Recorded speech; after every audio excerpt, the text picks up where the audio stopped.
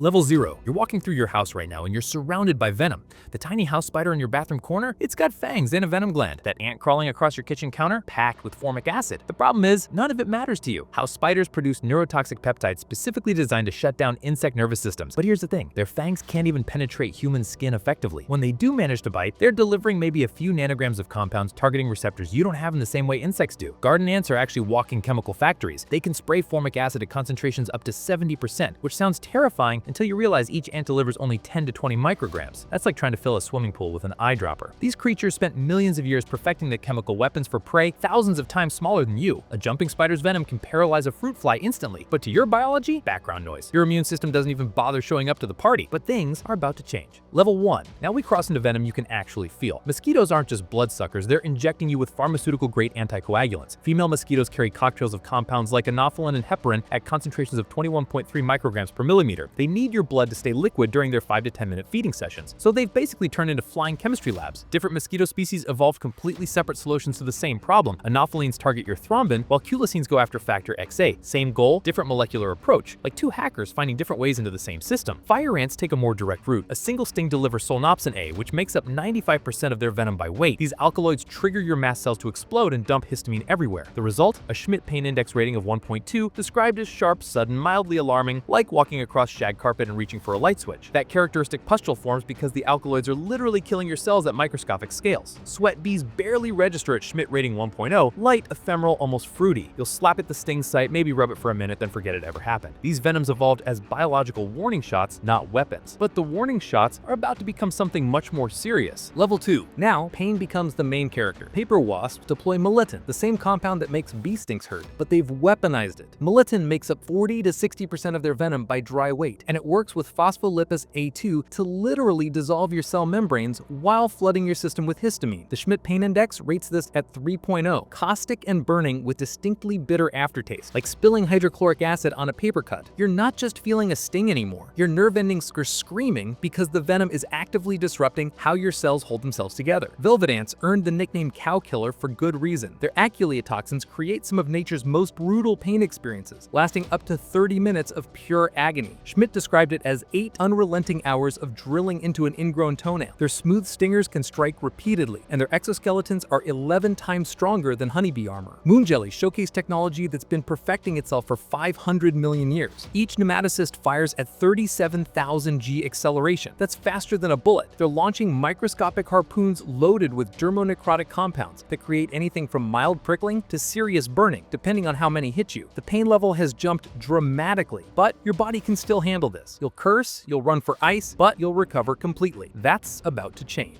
Level 3. Welcome to the medical emergency zone. Lionfish spines contain heat label proteins that stay potent 48 hours after the fish dies. Touch one and you're looking at potential myocardial ischemia and pulmonary edema. The excruciating pain spreads beyond the wound site to your entire limb and regional lymph nodes, lasting up to 12 hours without treatment. Here's where it gets interesting. The only effective treatment is counterintuitive. You need to soak the wound in water heated to 42 to 45 degrees Celsius for up to 90 minutes. The heat denatures those complex protein toxins, but most people instinctively reach for ice instead. Stonefish take this concept and crank it to 11. Australia maintains specialized equine-derived antivenom specifically for these creatures because their venom approaches cobra-level toxicity. Those 13 dorsal spines can punch through tennis shoes and inject enough venom to cause respiratory distress and cardiovascular collapse. Large scolopendrous centipedes inject cocktails containing 26 identified neurotoxic peptides plus metalloproteases and phospholipase A2. Recent case studies document myocardial ischemia and rhabdomyolysis, your muscle fibers literally breaking down and clogging your kidneys. The Philippines recorded the only confirmed human fatality from centipede envenomation. Tarantula hawks achieved the maximum Schmidt pain index rating of 4.0. The pain is so overwhelming, simply shuts down one's ability to do anything except scream. But here's the weird part. It lasts exactly 3 to 5 minutes, then vanishes completely with no lasting damage. The line between serious medical emergency and death is getting